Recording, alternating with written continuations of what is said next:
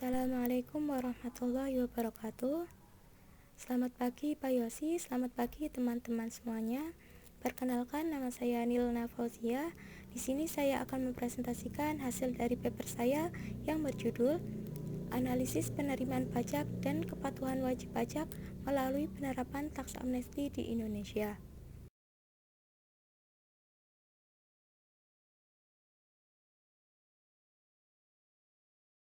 Memasuki latar belakang, dalam rangka mencapai pembangunan nasional, tentunya membutuhkan biaya yang besar. Oleh karena itu, pemerintah berupaya untuk memperoleh pendapatan yang besar guna membiayai belanja negara. Penerimaan negara diperoleh dari dua hal, yaitu penerimaan dalam negeri dan hibah. Penerimaan dalam negeri dibagi menjadi dua, yaitu penerimaan pajak dan penerimaan negara bukan pajak. Penerimaan pajak merupakan penyumbang terbesar dalam penerimaan negara. Pajak merupakan iuran yang sifatnya wajib dibayar oleh wajib pajak kepada negara yang sifatnya memaksa untuk digunakan dalam rangka meningkatkan kesejahteraan masyarakat. Penerimaan negara dari sumber pajak merupakan pendapatan tertinggi yang diperoleh negara dengan menyumbang sekitar 80%. Dalam rangka meningkatkan penerimaan pajak, Direktorat Jenderal Pajak selalu mencari strategi untuk menaikkan perolehan pajak, salah satunya yaitu melalui pengampunan pajak atau taks amnesti. Pemerintah menerapkan program taks amnesti sebagai upaya untuk meningkatkan pendapatan negara dari sektor pajak.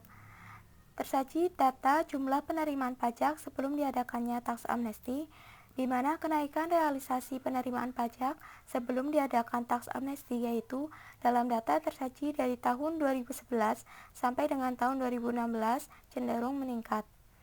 Namun peningkatan tersebut belum sampai memenuhi target yang ditetapkan pemerintah dalam APBN.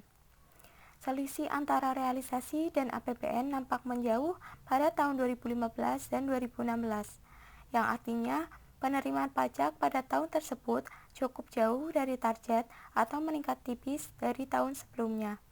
Hal ini memberikan pengaruh pada perolehan penerimaan negara di mana penyumbang utamanya adalah sektor pajak. Alasan lain dari diadakannya program taks amnesti yaitu adanya wajib pajak yang tidak jujur dan patuh dalam melaporkan harta yang dimilikinya.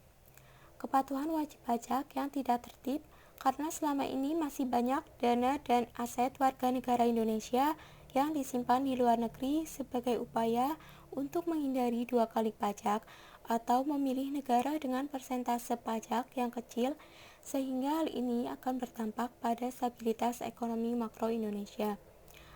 Data tabel rasio kepatuhan pelaporan SPT tahunan PPH tahun 2013 sampai dengan tahun 2016.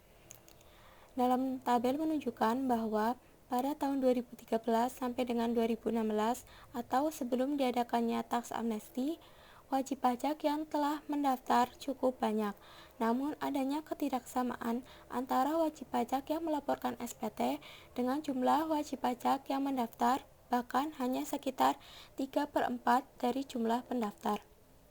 Kemudian rasio kepatuhan SPT pada tahun tersebut juga cenderung rendah, bahkan tidak melebihi dari 63%, di mana sebelumnya telah ditargetkan bahkan hingga mencapai angka 71%, sehingga dalam hal ini realisasi SPT tidak melebihi 63% dari wajib pajak yang telah terdaftar dalam wajib SPT.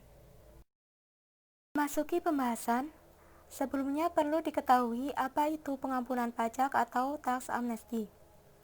Pengampunan pajak atau taks amnesti telah diatur dalam Peraturan Pemerintah Undang-Undang Nomor 16 Tahun 2016 tentang pengampunan pajak, di mana dalam pasal 1 ayat 1 menjelaskan bahwa pengampunan pajak adalah penghapusan terhadap pajak yang terutang, tidak diberi sanksi administrasi dan sanksi pidana di bidang perpajakan, dengan cara melaporkan hartanya dan membayar sejumlah uang tebusan sesuai peraturan undang-undang ini.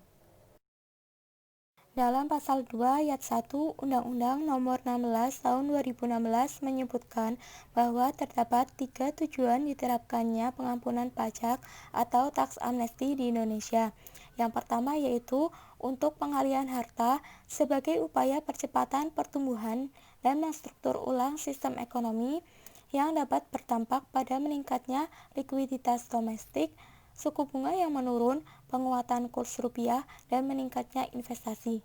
Yang kedua, untuk menciptakan reformasi perpajakan agar meningkatkan nilai keadilan dalam sistem perpajakan dan meluasnya data yang lebih sesuai dalam perpajakan, terintegrasi, dan komprehensif.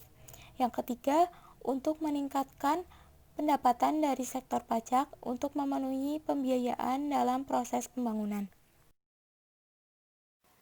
Untuk tarif uang tebusan dibedakan sesuai dengan periode pembayaran pajak, di mana untuk tarif uang tebusan yang diberlakukan pada harta yang disimpan di luar negeri serta akan dialihkan dan diinvestasikan ke dalam negeri dalam waktu minimal 3 tahun yaitu sebagai berikut.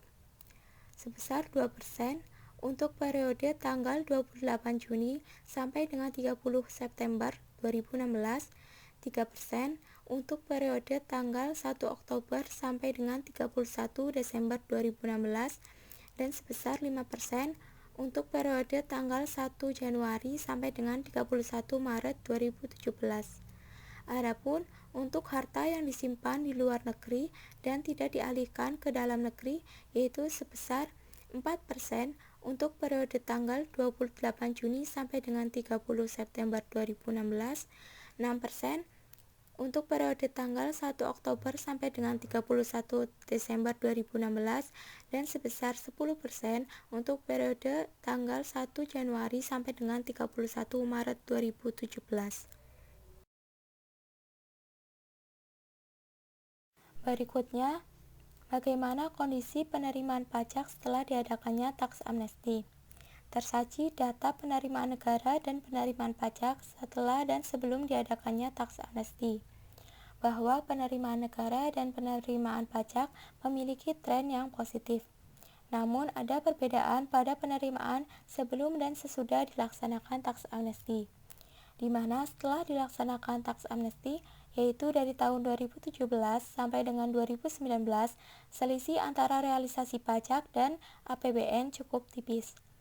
Hal ini terbukti dengan diterapkannya taks amnesti, baik pendapatan negara maupun pendapatan di sektor pajak mengalami peningkatan yang disebabkan adanya kesadaran wajib pajak untuk membayar pajak, serta adanya persentase pencapaian dari target yang semakin tinggi.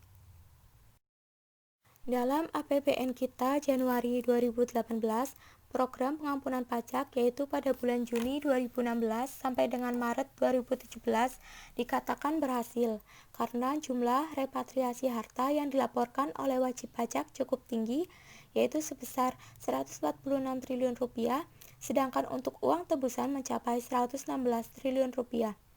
Partisipasi deklarasi harta sangat tinggi dari penerimaan pada tahun sebelumnya, bahkan melebihi target sekitar 118%, yaitu mencapai 4.884 triliun rupiah dengan total peserta sebesar 973.426 wajib pajak.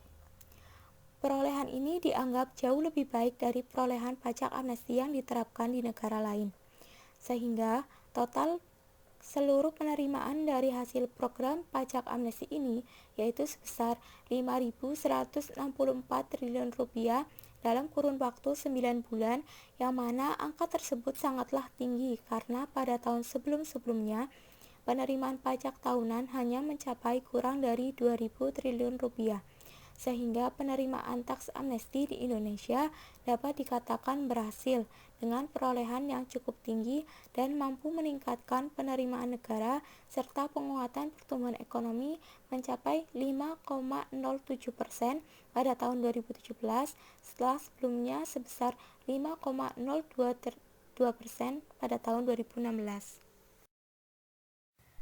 Kemudian dari sisi kepatuhan wajib pajak, adanya program taks amnesti juga memberikan peningkatan pada rasio kepatuhan pelaporan SPT oleh wajib pajak, di mana pada tahun 2017 mencapai angka 96%, sedangkan jumlah wajib pajak yang terdaftar pada tahun 2017 sebanyak 36 juta wajib pajak yang mana mengalami peningkatan sebesar 3,3 juta dibandingkan tahun sebelumnya, yaitu sebesar 32,8 juta wajib pajak pada tahun 2016.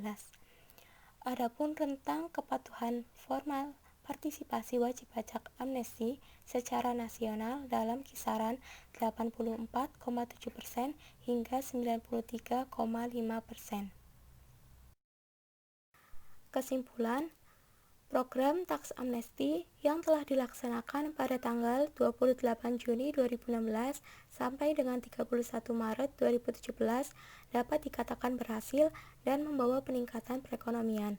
Hal ini didasarkan pada perolehan peningkatan penerimaan pajak yang cukup signifikan dan tingkat kepatuhan wajib pajak yang juga meningkat.